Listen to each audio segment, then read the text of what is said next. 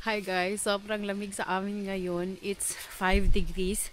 Welcome again dito sa garden. Kailangan kong mag-harvest ng mga mais ngayon dito sa garden dahil tingnan nyo naman, meron pa tayong mga mais and sobrang lamig na kailangan na siyang i-harvest bago pa mag-snow. Bago pa maabutan ng sobrang lamig talaga para hindi masira yung mais. Kaso, hindi na talaga ngayon maganda na mag-work. Hala, nasira ang garden house. Yeah, hindi na talaga ngayon maganda na mag-work sa garden dahil sobrang lamig. Grabe yung lamig. Umuulan and sobrang mahangin. Ilang araw na nag-storm dito sa amin. Ngayon may dala tayong basket. Dito natin ilagay yung ating i-harvest ngayon. Tatanggalin ko na din itong mga kamatis dito. Ito muna yung tanggalin ko dito dahil nakaharang.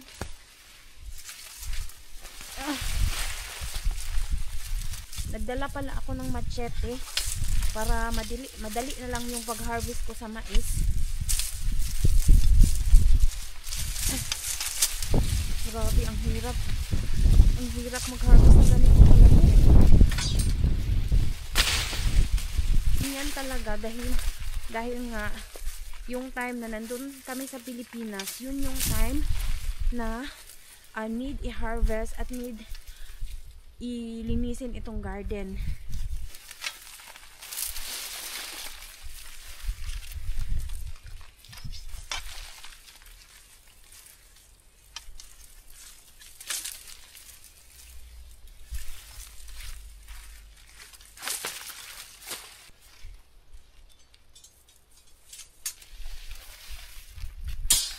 Ngayon na natapos na natin tatanggal yung kamatis na nakaharang, i-harvest na natin itong ating mga mais.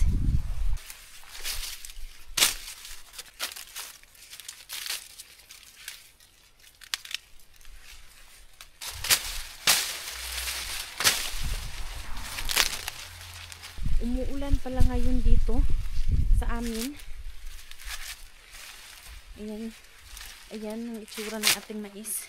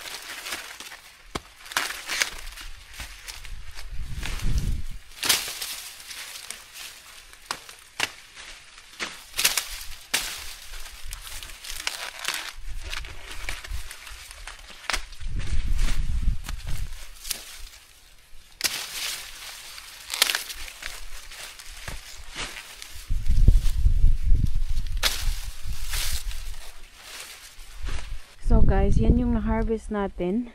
Pinutol ko na lahat. Yan ngayon is tatanggalin ko naman yung mga puno ng mais. Meron akong dalang pala. Saan yung aking pala?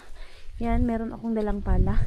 And yan na yung mga naputol natin ng mga dahon. Diyan ko na lang muna inilagay. Hindi dito sa parang sa may garden natin. Diyan ko muna inilagay. Tapos ito yung mais natin. Nakakatuwa naman din at marami tayong mais. Kaso nga lang umuulan and kailangan ko talagang mag-gloves dahil kapag hindi is ang kamay nakakamanhid yung lamig. Tanggalan na natin ng itong ating mais at lulutuin lang naman din ito namin para hindi na ako magdala ng sagbot sa loob ng bahay.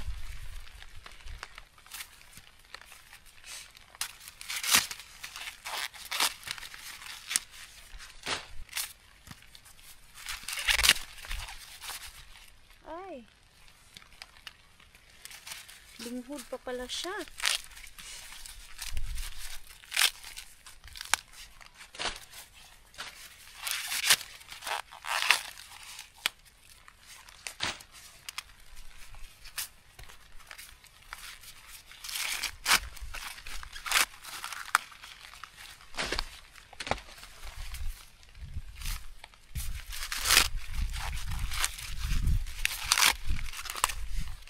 Yan naman yung problema dito kapag hindi ka nakalinis ng iyong garden or kapag late mong malinis ang iyong garden, talagang sobrang lamig. Kaya katulad ngayon na sobrang lamig and hindi maganda yung panahon palagi. Hindi tuloy-tuloy yung paglilinis ko dito sa garden at pagtatrabaho dito. Mag-iwan tayo ng 3 pang ano natin ito siya, pang sabaw.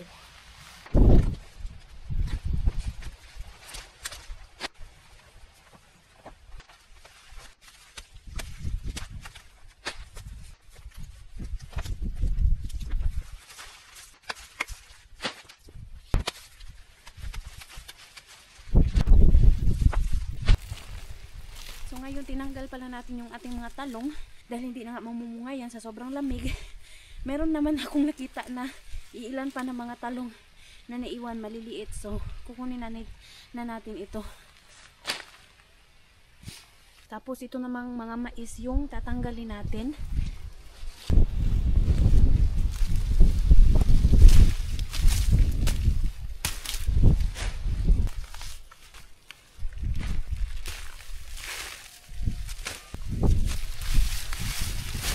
Guys, next time hindi na ako magtanim dito hindi ng mais.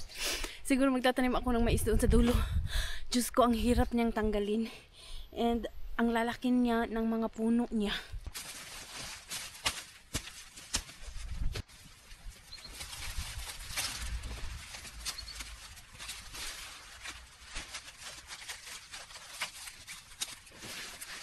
Dahil nandito naman din tayo sa garden and yung iba is natanggal ko na yung mga kamatis. Ito na lang yung natira ng mga kamatis na kailangan natin tanggalin. So ngayon, tatanggalin na natin ito para malinis na talaga ito. Sobrang lakas ng hangin sa amin dito ba. Ganyan talaga kapag autumn, malakas yung hangin para mahulog, para siguro mahulog yung mga dahon sa mga puno. After naman yan, pag wala ng mga dahon, mag-stop na yung malakas na hangin, tapos ang balik sobrang lamig na and then mag-snow na. So dapat talaga before mag-snow malinis na natin itong garden.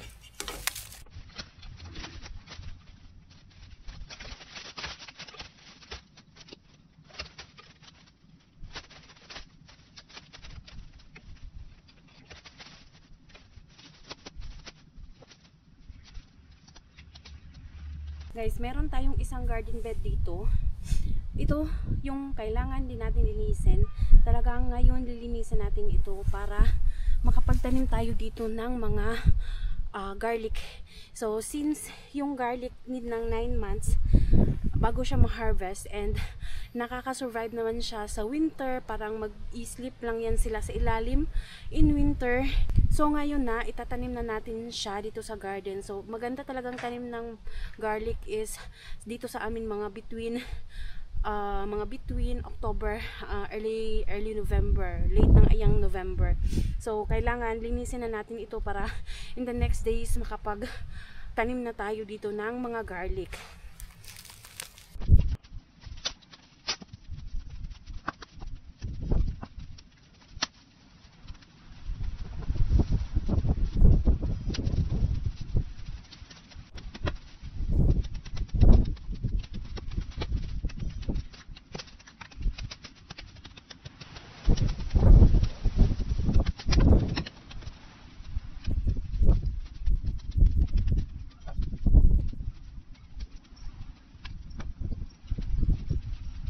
Meron akong upo dito na iniwan ko talaga ito siya dahil gagawin ko tong pang seedling.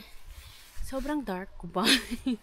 So tatanggalin ko ito siya dahil lilinisin ko na din ito para matanggal na din ito siya at malinis na. Para syempre ma-prepare na natin itong ating garden. Marami na din tayong tinanggal. So ito kukunin na natin ito and ilalagay na lang natin ito sa cold room or yung cellar room namin. Mabuti pala at yung araw ay lumabas na naman. Kanina naulan, sobrang ulan, and yung aking sapatos nga ay grabe, sobrang dumi. Sobrang dumi ng aking sapatos na puno ng lapok. Ayan. Ewan ko ba bakit ito yung sinuot ko. Puting-puti pa. And ngayon naman is yung araw. Sobrang liwanag ng araw. So, tanggalin na natin ito. Tamang-tama, hard na siya.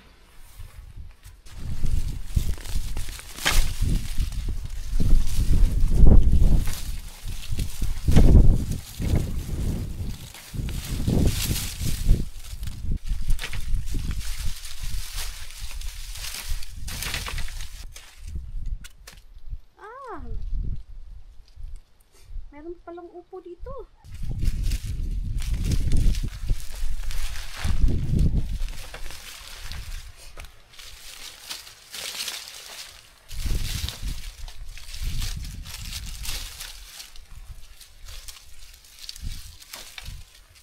So guys, natanggal ko na yung ating mga upo do.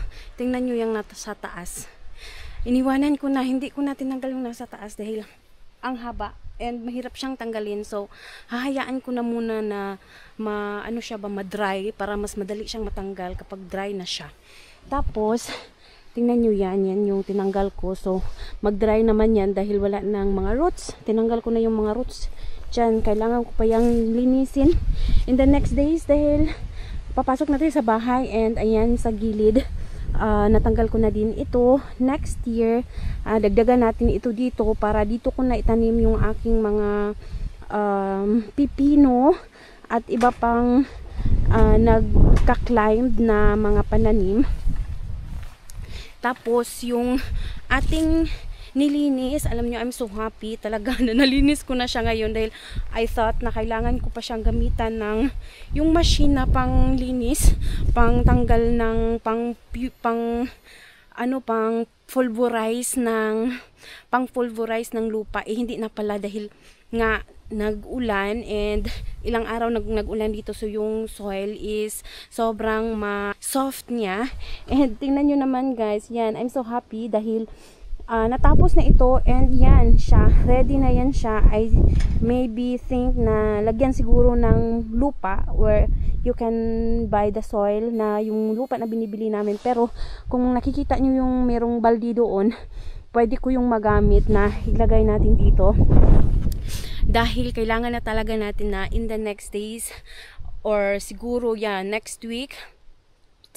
Sunday pala ngayon, next week magtatanim na tayo ng mga garlic. Kailangan na talaga, very important, bago pa talaga umabot dito ng 0 degrees.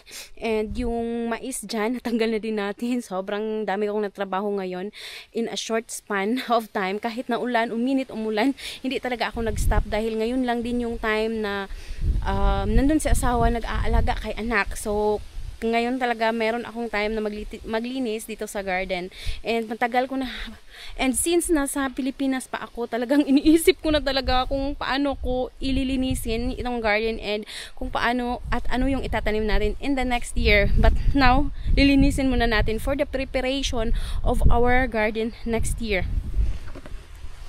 So, yan guys, yung mais. Tingnan nyo, magagalit na naman si asawa, itinapon ko lang dyan yung mga mais. But anyways, gusto ko lang kasi na matanggal talaga siya doon dahil itong part na to, yan yung nilinis ko and binungkal ko nung spring season. Kailangan na wala na yan siyang mga tanim dyan, meron pang alugbati, para makapagsimula na naman ako ma-pulverize yung lupa gamit yung machine and ma-prepare na siya. Need na natin na mag-lawn mower. Marami pa akong gagawin dito. Excited na din ako na para sa ating mga pananim next year. And siguro next year, ibahin ko na naman yung itsura ng garden. Yan lang talaga yung happiness ko dito. Meron ako ipapakita sa inyo. Meron palang itinanim si asawa na roti bite or beet. Anong pangalan yan? Yan Ganyan. So, itinanim namin ito bago kami umuwi sa Pilipinas. And siguro ma-harvest ito in next 3 months by December, November, December. So, yan, merong malaki dito. Ah, wow! Tingnan niyo yan, guys. Yan. Maging happy yung sa asawa makita yung malaki na rute bite. Gusto ko sanang ipasok na yung aking tanglad, pero hahayaan ko na muna yan dyan. Ay, nako. Gilupad na sa hangin ang akong garden house nga wala pa dyan na human. Tingnan nyo yan, guys, oh. Dahil nga nasa mataas na area itong aming lugar, most usually yung hangin namin dito, yung bugso ng hangin is super malakas kaysa sa doon sa baba. Kaya, ayan, oh, itong aking garden house na dito, tapos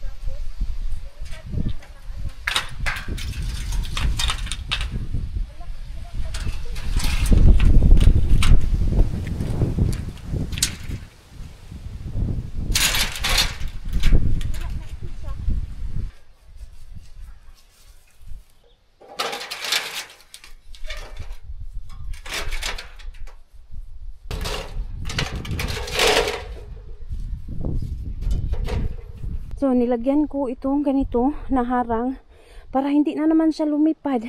Sabi ni asawa, lumipad na daw ito na isang beses. Tapos, ngayon naman lumipad na naman dahil nga may bagyo nito dito sa amin noong nakaraang araw. And nilagyan ko nitong aming ano yan siya, hagdanan.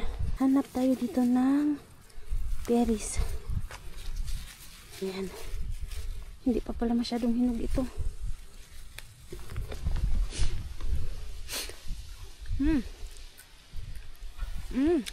Harap. Ano guys? Ayan, oh. Hala, wow! Meron pang berries. Ayan, oh. Hala, ang dumi ng aking kamay. Gustong gusto ito na anak. Yung mga pula kukunin natin, bigay natin kay anak.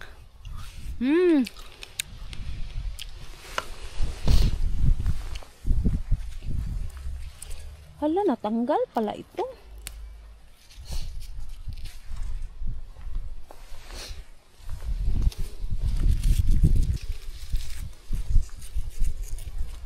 So, meron tayong raspberries na ibibigay kay anak. Papasok na tayo at medyo nawawala na naman yung araw. At magluluto pa ako ng aming hapunan. So, yan pa yung itsura ng ating garden and kailangan pa talaga ito ng linis. Ayan, oh.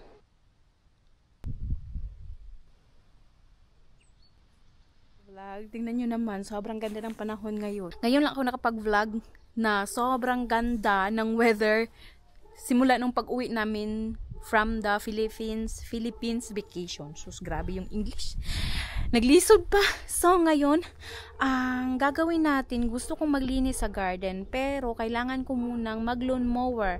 Kailangan muna natin mag-lawn mower dahil hindi natin malilinis ang garden kung hindi tayo makapag-lawn mower. Yan yung problema.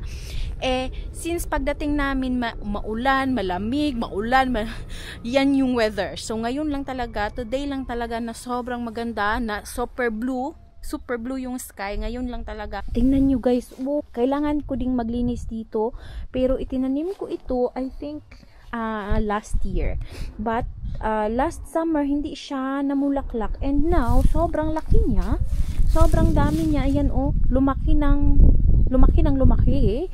and now lang siya nagbunga. So, nagbulaklak pala, uy. So, siguro, this is spring, autumn flower. Ayan, oh, anong pangalan nito? Ganitong mga bulaklak. Tayo ngayon sa aming lagayan ng mga tools na sobrang daming kalat. Kukuha tayo ng lawnmower. Sobrang ganda ng mga bulaklak. Hindi ko yan nakita, or hindi ko ito nakita na namulaklak noong summer. Meron pa dito, oh. Ayan! Talaga bang namumulaklak ito kapag malamig ang panahon? Ito maliliit na sobrang ganda. And this one, Sabi ko nga, noong nakaraan, natanggalin ko na sana yan. Dahil wala akong nakita ng mga bulaklak. Ngayon lang pala. Malamig pala ang gusto. So, ayan si asawa. Maglilinis kami ngayon sa garden. Pero yung kanyang bahay-bahay is natanggal yung roof.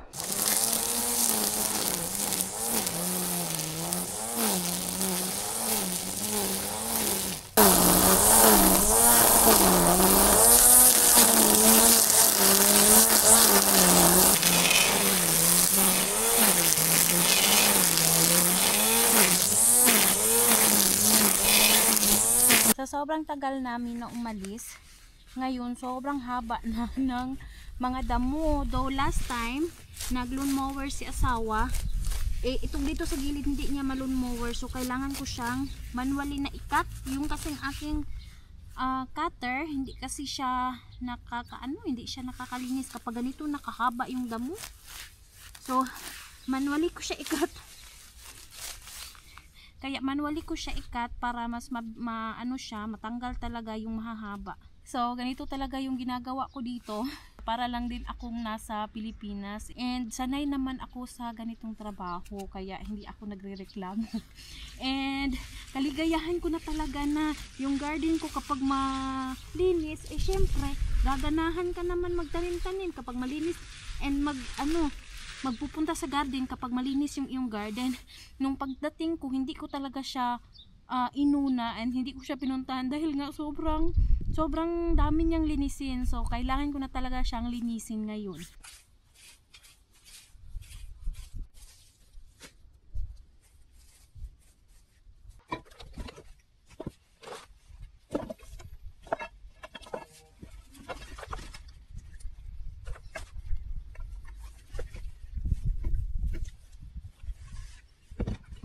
So guys, natapos ko na siya nalinisan. Pero talaga kailangan itong ilon mower. So medyo okay na siya. Not like the last time. Ay, meron pa palang dyan, yung lumipad yan nung nagbagyo dito ba. Nalinis ko din yun siya. And yung ating strawberry, itong strawberry, nilinis ko siya and tinaniman ko siya ng bago. Itong mga strawberry, kung magtanim ka one time ng 10 strawberries, hindi ka na bibili pa ng other or magtatanim pa or bibili ng bagong strawberry ka ng tanim, seedling, dahil mabilis siyang dumami and mas mabuti kasi na tinatanggalan siya, like isa-isa lang siya para talaga madami ang bunga. Dahil kapag hindi mo siya tatanggalan ng maraming mga like yung mga plant or mga puno-puno niya, is hindi dumadami yung mga bunga and maliliit yung mga bunga. Every spring, yan din ang ginagawa ko. I make sure na yung isang plant is meron lang siyang isang ganito, dahil kapag marami yan siyang magdikit-dikit and marami yan siya, hindi madami yung bunga or maliliit yung bunga. Yan yung experience ko sa aking mga tanim. So maraming mga nagsasabi na palagi lang daw ako sa aking garden, bakit hindi daw ako maghanap ng tunay na trabaho. So alam nyo guys, yung aking garden is kuan lang talaga yan, hindi talaga yan aking trabaho. Wala talaga akong trabaho. Nag-aalaga ako sa aking anak. Grabe yung araw, no? Nag-aalaga ako sa aking anak. Naghahatid sa kindergarten. Dahil kung nasubaybayan nyo yung ating mga vlogs, yung kindergarten ng aking anak is, it's like 3 kilometers mula dito sa amin. And inihahatid ko siya. And pumupunta siya sa kindergarten from 7:30 to 12:30. Tapos, yung aking asawa, nagtatrabaho yan siya 6:30, umuwi yan siya ng 4:30. And, ang problema is, bumabiyahe yan siya ng 30 minutes papunta doon and 30 minutes pabalik. So, hindi pwede na siya pa yung maghatid kay anak and hindi siya makakapaghatid or makakakuha kay anak in 12:30 dahil nga, malayo yung ganyang trabaho. Kaya, ako lang talaga yung pwede na maghatid kay anak. At isa pa, nasa probinsya kami. Yun yung problema dahil yung bus dito, isa lang yung bus na dumadaan and minsan lang talaga dumadaan like sa isang araw like 3, 2 in weekend, 2 beses lang talaga. And hindi tukma sa oras ng pasok at labas ni anak. So kailangan ko siyang ihatid through bike and henga or bike trailer. Makikita nyo yung dinadala ko palagi kay anak sa inihahatid ko si anak through it in the kindergarten. So after naman dito sa bahay maglinis, and talagang ito is for kuan lang talaga. Yan yung aking pag wala si anak, kapag wala si asawa, kapag wala akong ginagawa sa loob ng bahay, itong aking garden. So syempre yung aking garden is gulayan and mga prutas, and mostly is mga gulay.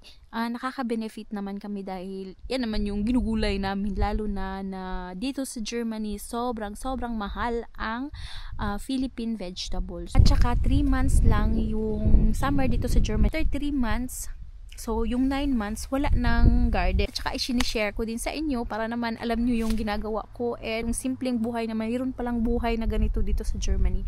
And I'm happy naman na merong nasisiyahan, yung iba naguguluhan, bakit nga daw nandito pa ako sa Germany and nag-garden pa din ako. Dito sa Germany, iba ang lifestyle ng mga Pilipino. You cannot just kanang say na ay nandiyan ka sa Germany, dapat magtrabaho ka sa opisina, dapat magtrabaho ka sa nursing home. Iba't iba po yung lifestyle, depende sa lugar, depende sa access, depende sa iba't iba talaga yung buhay ng mga Pilipino dito sa Germany. Ngayon nagmumuni-muni ako dahil very sunny yung araw, it's like in the Philippines, but para kang nasa loob ng aircon. It's like aircon weather, para kang nasa loob ng aircon pero nasa labas, like under the beach, pero yung weather is nasa loob ng aircon, kaya nga naka-jacket ako. Kaya ayan, tingnan natin dito, meron pa nga. And this one, ito wala na, ito kailangan, ito may isa, kailangan natin itong tanggalin, yung mga wala ng bunga, hindi na naman yan siya mamumunga pa. So like this, kailangan natin yan dyan tanggalin. Mukhang wala na ito siya. Ayun. Ito kasing ganitong mga gulay is minsan mo lang makikita sa mga supermarket dito. Meron sa mga Asia store. Kaya lang, yung Asia store naman hindi malapit sa amin, and like one city, one Asia store. Kaya ano talaga, tuyuon talaga siya. So, itong ganito, marami na din tayong nailagay sa freezer. Kaya tuwang-tuwa talaga ako na meron akong ganitong garden para makapagtanim tayo. Ayan. Tanggalin na natin din ito. Yung ano pala nito? Agoy.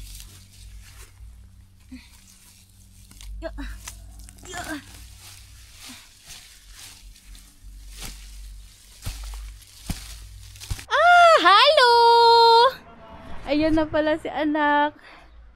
On, did you buy what you wanted to buy? I have beans, I have carrot, I have cabbage. Hi! On, you still don't go to action. Oh, why are you sad? Oh, sad or tired? On, we get this kindergarten. Yeah, this is open. Na. Open yung ano ni asawa. Masok ka agad. Aso! Daya! Oh, wow! You want to help Papa? Papa mo sa abay, makan.